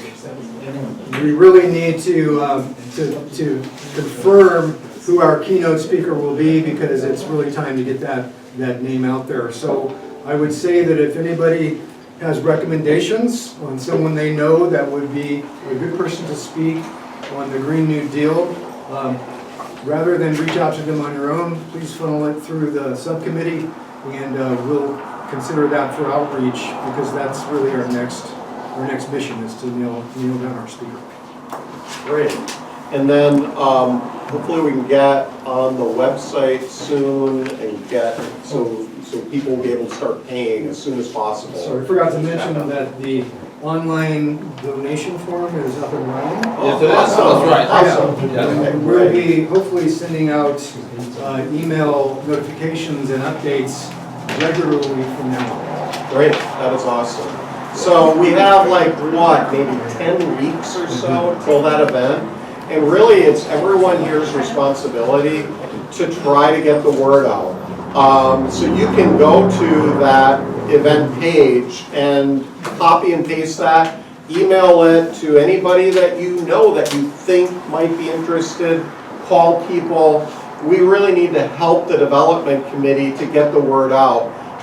If we don't have a successful event, we're going to have problems. So we're okay for now, but we need to have a successful event to keep the doors open here and to be in a strong position going into the primaries next year. So please don't be complacent. This, as Timothy said, this is the time to really ramp things up. Presidents of clubs, communicate with your clubs and get the word out. Vince? No? Okay. I thought Natalie does. Okay. Natalie. Natalie. I just, could you guys provide a flyer or something like that so that we could put it up? Like, I can't necessarily solicit people at work, but I could put a flyer up and on the board and stuff like that. We have a save the date, we're holding on doing the official flyer until we have a speaker to advertise. Okay. But I can I'd say let's even get that save the date out with the link to the place where people can register now. Can do that. Dominic? A suggestion on whoever this committee is choosing to honor. I know usually we have an honoree. My history isn't large with this organization, but I kind of feel like I don't know the list of who's been honored. And while it's certainly nice, Salinas and the Valley has been talked about today. If you maybe want to do outreach, perhaps somebody who looks like Salinas or the Salinas Valley should be honored at this. And so if the committee maybe can open up who would perhaps maybe nominated for this, or how this process is going to work, I'd certainly feel a lot more comfortable. I've never gotten one of these things. I don't really like paying $150 to see y'all again. But certainly, I mean, hell, you honor somebody like Juan, I might actually show up. So, just a suggestion, whoever it is you're going to honor, can this year we actually make it look like the diversity we always talk about? So Dominic, I'm not on the committee, and I kind of tend to defer these things to committees. But one of the things we had talked about was separating the honoring from the fundraising, and so that's why we had the event honoring Simone Salinas this weekend. I don't know if that's where the committee's going to go with this. Part of the thinking was that the meetings those parties get to be so long when you're honoring somebody introduces them, they speak, and then you have, 1, 2, or 3 elected officials speaking. So what we were thinking about was just having elected officials, the guests that Timothy is talking about. Yeah, we probably won't have more than one speaker at this point, because I found when we were doing this on Sunday, everyone was sitting there for an hour and they were all mingling and talking with one another, and it was just a wonderful experience. And then we said, oh yeah, we have to honor Simone, so we have to bring him up and do it. But it was just like, and the same thing with the past dinners. The best time, believe it or not, was when people were sitting at tables and talking to each other. It wasn't, we asked people afterward, what did you like, what did you didn't like? They said, we just like to meet new people, talk among them, and they said, well, the elected officials, we all love them, but they said if they could shorten it. I think whatever the format is, I think Dominic's message is, let's try to make this event as brown as possible. Okay. And I think that's a reasonable request, whatever the format. Okay, thank you. Good point. If you get the right troublemaker, I guarantee electeds won't speak on behalf. Karen and then Chris. So a way to do this, so that individuals don't pay $150, this is not geared for us. We're having events all the time where we're $25, $40, donation, whatever. To build it, really you need sponsors. Get the sponsors to sponsor and then invite whomever you want. It's organizations and larger people with bigger wallets that can sponsor, and then we can fill the seats with people who couldn't normally be here. It's the same thing we did in building the labor dinner at the Labor Council. So this event, sponsorships are what we really could benefit, and then we fill the seats, invite everyone. We don't expect individuals to have $150 in the same numbers as has $25, $50. Chris? Yeah, I just sort of wanted to note, I know that the fundraiser that you had where Betty Reed and Elaine Easton came, somehow in the context of it all, they were supposed to be keynote speakers, and they ended up at the end of it, and by the time they spoke, everybody had gone. The audience had left. And so I think we want to be really, careful about how we manage. Totally agree. Okay. And again, if you would, James? Just to follow up a little on what Karen said, when people sponsor, they often will buy a whole table, but either only 1 or 2 people will show up for a table of 10, or nobody will show up. So that's where we get to come in, sit in, fill up those seats. So you might pay $150 to look at us. Okay, if you would like to help out the development committee, I'm sure that David and Timothy and I don't know who else is on the committee would welcome your help. Sure, we have regular meeting, what do we meet, twice a month? Twice a month, first and third, Tuesday here at the C4C. Yeah. So there's, one way to help out is with money if you have it. Another way to help out is with sweat equity. And so please consider helping out if you can. Another way to help out is auction items. That's true. That's true. If you have things or are able to get things from a business, that would make a good auction item. I know the committee would appreciate that. Yeah. Something that has been glossed over, Gary announced that the Progressive Democrats voted to buy half a table. And I haven't heard of any other Democratic organizations listed here having decided to buy any seats, so that would be nice too. Other clubs? Yes. Okay, communication, is there anything you need to update us on? No, I'll just say that we will absolutely start getting email blasts out with save the date and the link. Send me the link if the click and pledge page is ready. We'll get that up on social media. Our social media is looking good. We'll get email blasts out for the event for sure. If you guys want other things to go into the email blast, please do send those to me. And then the other thing, the communications committee is going to take on kind of a new project. So we have I have a team together right now of Emma, who has production experience at KSBW. We have another young man who is an audio producer experience, and then we're going to collaborate with Councilmember John Wizard, and we're going to start a podcast. Using the Monterey County Democratic audience.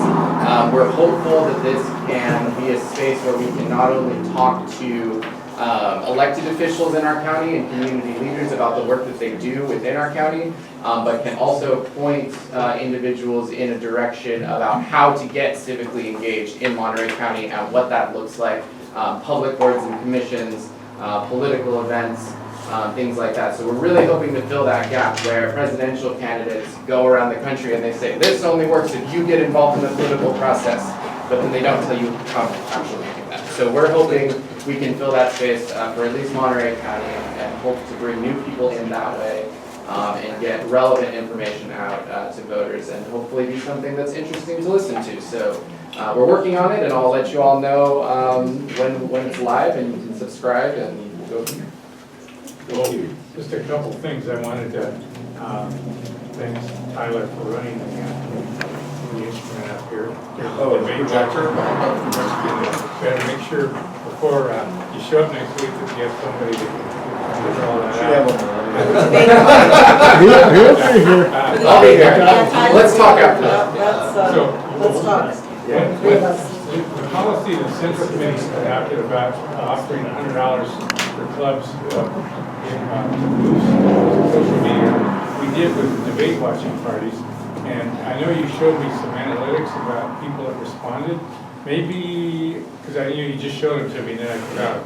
But maybe you could write it down and send it to people so we know what the Central Committee got for $100. Do you want me? I can speak. If you want to come back to me, I can speak to that. Okay. Yeah, just give me a report though, written, or give the new chair a written report. Great. Okay. Campaign, Elena and Gary, is there anything right now? well, It's still a little early. Well, we do have the plan, it says big plans, so we do have the plans to work with the CDEMs on this next 2 debates. Is that cool, Ian? Oh, yeah, sure. It's Tuesday and Wednesday. And I did go ahead and boost the Simone event, so I'd love, I don't know how to look at the analytics, Tyler, but maybe you can show me how. And we are going to schedule a campaign meeting sometime in August. We're trying to coordinate it with all the folks who have super busy schedules and really get moving on this. And I would invite anybody who wants to be on the campaign committee, all the folks, including Karen with her experience and anybody else with campaign experience, really to help us get going. And we will be meeting here and somewhere in Salinas. We'll have to figure out a location. Last time we had use of a great office that we don't have. And anything else, Gary, on the campaign committee right now? Well, I did call Unique Wilson at the state party, who's in charge of various resources that the state party has that they provide to central committees.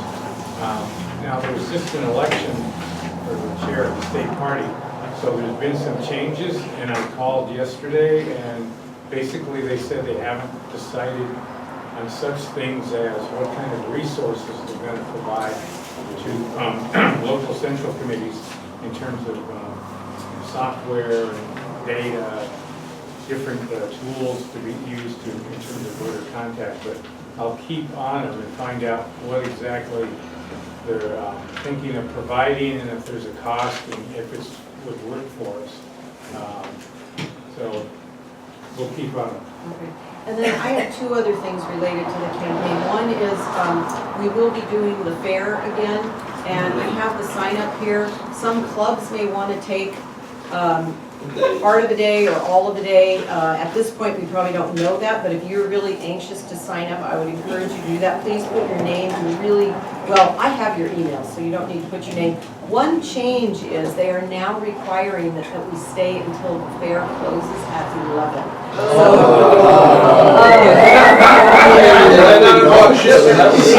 They may not allow us to stay, yeah. They're being really tight, so I know. I mean, we don't really have a choice unless we're not gonna, I already paid, by the way, with my own money, so. Well, we'll talk about it. So, well, I just wanna, Okay, folks, Yeah. let Elena speak, Yeah. and then if you want to ask a question, raise your So, hand. the dates of the actual fair are Thursday, August 29th through Monday, September 2nd. We have 3 shifts every day, we now have 4. We need help setting up, usually Holly and I do that, but we would love some other help, and I use my husband's truck on Wednesday, the 28th. And then, like I said, there's this new shift from 9 to 11. Thursday, Friday, Saturday, Sunday, Monday, they close at 10. So I just created a shift from 6 to 10. You know, I only put down for 2 people from that late shift. If nobody else will do it, I will do it. You know, it's a drag to be there that late because basically somebody said it's the drunks and, you know, kids walking by who are going to the amusement center. So I won't be surprised if we don't get a lot of signups for that, but maybe a couple people would be willing to do it because it probably is not a good idea to be alone. So I'll pass this around. If you're a club and you do want to choose a day and you have an idea of which day it is, maybe mark it at the top of the day. And then, you know, I'm sure it won't fill up today. So I'll send this around. And then the other thing is, and this would have to go, I think, to the e-board and come back next month, I believe. But it is, Wendy Root Askew has asked us to endorse early.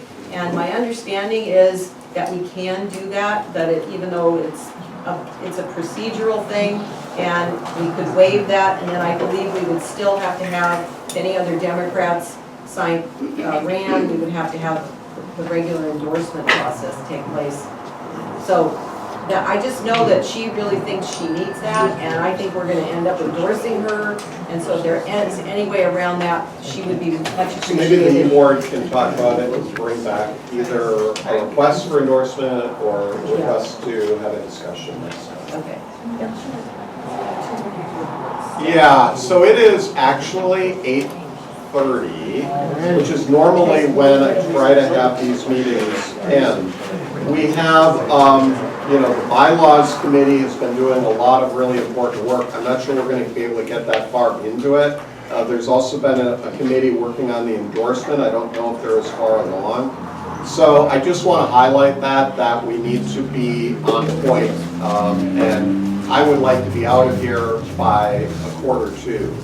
So, facilities, Elena, I know we need a chair for that. Yeah, we can just We'll pass skip that that if you for want. now. Follow-up, bylaws. I'm gonna try, do my best here. Yep. So there was a report attached to the agenda, I don't know how many people had a chance to read it. The committee has met 5 times, I believe, Ian. Yeah. And we have to schedule yet another meeting or 2 to finalize stuff. We were interested, we submitted this work to the e-board, haven't really gotten much feedback on it yet. But in general, the task was to, as I've said in the report, make sure that there is consistency throughout the document. We found some inconsistencies, we were suggesting some amendments, and to make sure that we were consistent with California Democratic Party's bylaws and governance. We wanted to remove strikeout language that was still sitting in there. If you went online, you can see there was strikeout from the last revision that hadn't been removed. We needed to make some grammar and spelling changes, and then we worked very hard to identify areas for policy adoption and revisions by the board, and to create some appropriate appendices that might be helpful. So we had a list of concerns that I guess Karen had kept for the last 2 or 3 years of items that came up, and as we went through our review process, item by item by item, as you can see, there's a long 27-page table attached. We made sure that we had addressed each and every one of these items. So So some of the significant things that we determined as we went through this, and by the way, I consulted with San Diego County in several instances because they have very, very robust bylaws and policies and procedures manual. And I wanted to go around the state, so I also went to Sacramento and San Francisco, and we looked at all of their bylaws as well and asked questions as to why they had things a certain way that may not be the same way that we had ours. But some of the significant things that we determined was that we really need these separate policies and procedures, and it's really important because that's your daily operations. It's not the high governance, but it's really like the details. How do we get this done? Exactly when do we get it done, et cetera. And I think we see that all the time here, that a lot of our time is sort of taken up because we're fussing around with this and we don't have a guideline for it. Some of the other things that we want to do is we want to replace the IT standing committee with a communications standing committee. And we have to have a policies and procedures standing committee, we believe, we're recommending that can review it at least on an annual basis and look at the policies. Do we need something new? Some things that have come up, obviously, is when we have a resignation from the board, because that we didn't do this in this one, but now I see that we probably need to put a process in there for that. We have removal of officers and things for conduct, or if somebody dies, or someone is no longer a Democrat, or they leave the central committee and therefore not eligible, but we never have had anything in the bylaws that speaks to resignation, so we still have that work to do.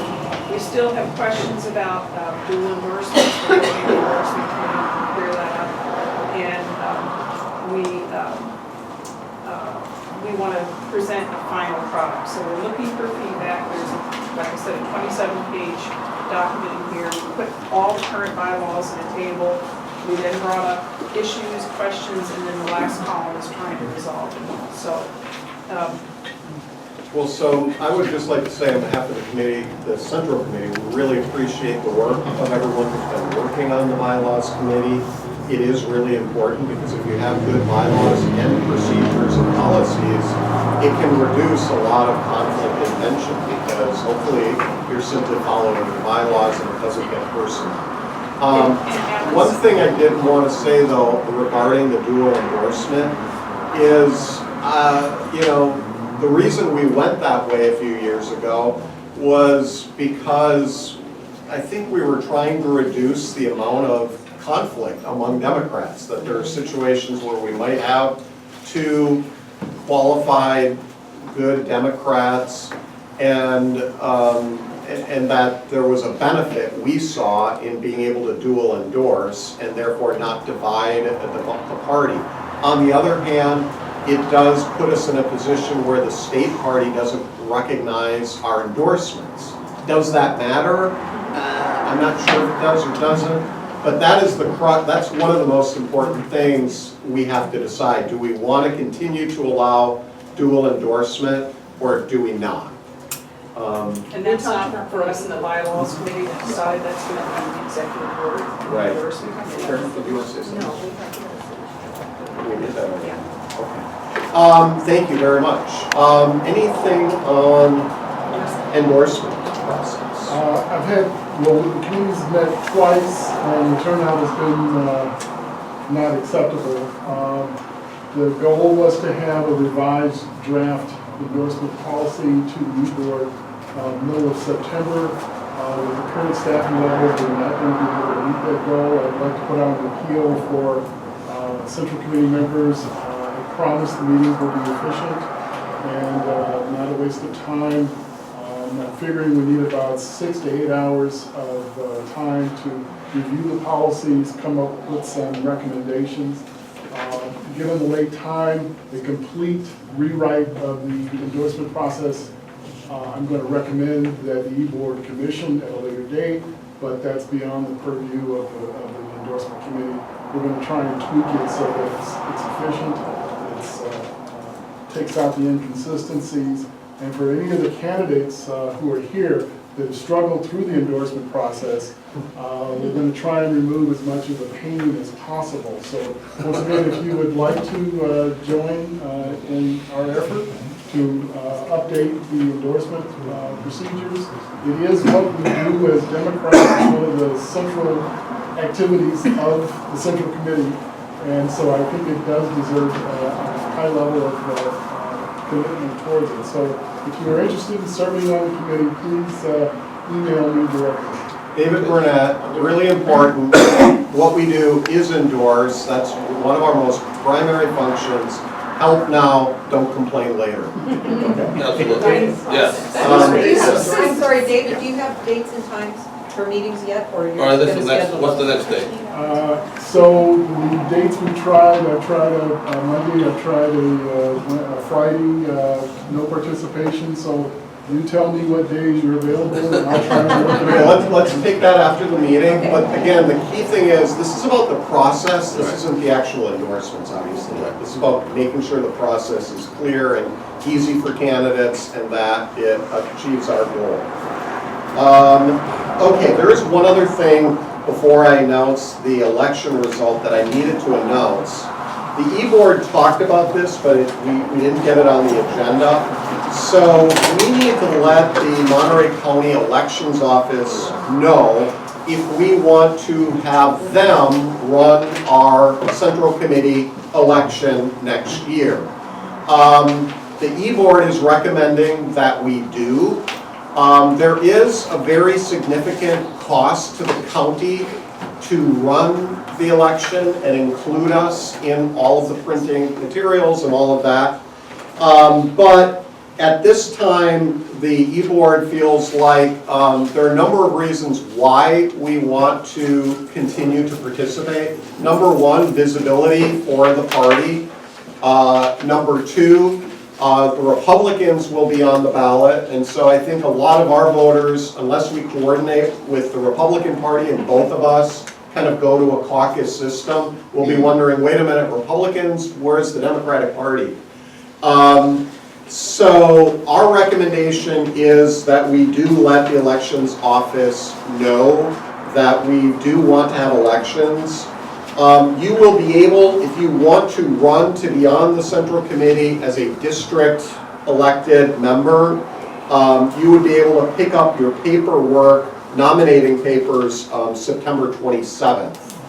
But we have to let them know September 13th if we want to. So that was the other thing is, I didn't think we would have time tonight to really debate this that much. And yeah, but our meeting, it will be after this. No, it would be August. We have an August. Oh, August, okay, yeah, that's true. Do you have an estimate of the cost? So, Karen? We're gonna do this real quickly, 1 minute. Well, she asked for the cost. $6 per ballot is what they're telling us, but it will only be if there are contested races, and we have next month's meeting to make a decision on this. Okay, so we will be bringing this back for next. I was confused. I thought it was August. We had to let them know. It's actually September. Vince? I just think one thing we might do between now and next meeting is see whether the deal that the registrar of voter was willing to make with the two parties of making basically eliminating postage for all voters in the county. That's happening. That's already happening? Yeah. Without it? Happening, correct. So then the other thing is, though, if we don't go with them, we have to come up with our own process to basically have elections. So that's going to be a big conversation. All right, so, all right. I'm going to tell you, there was a kind of complication in the vote, and it's because we had 8 people who haven't paid their dues who voted. And we tried to make it clear in emails before the meeting that you should pay your dues. I apologize, I didn't reiterate that at the beginning. I didn't reiterate that at the beginning of the meeting, but we as a body, e-board, had talked about we would like people to pay their dues. Dues are due in June. So let me finish. Please let me finish all of the information. As it turned out, there were 4 people who cast a ballot for Elena who didn't pay, and there were 4 people who cast a vote for Karen who didn't pay. So once you take it away, there were still 21 ballots, which is a quorum. So in my judgment, the results are valid, but I would just wanted to bring that to you. Are both of you okay with that? But apparently, if I understand it right, it isn't. No. They are due in August. Okay, then we changed it, because they always do in June. No, they're doing June with a 2-month grace period. However, it's an equal number of votes, is what I hear you saying. Yeah. But my concern is, are there any people who didn't vote because they believe they couldn't, falsely believing that they're due, they had to pay their dues? Good question. We don't want to intimidate people, at the polls like that other party does, right? So is there anybody who didn't vote who wanted to? I don't see it. Okay, so the result of the vote is 16 for Elena and 13 for Karen. So Elena, congratulations.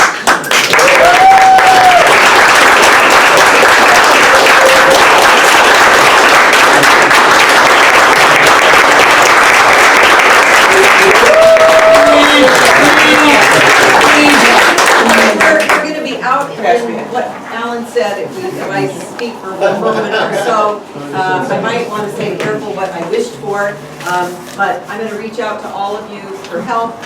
First, signing up for the fair, that was number one, and then we're going to work together and make this election a success, and I hope we're going to be successful with everybody. So thank you all.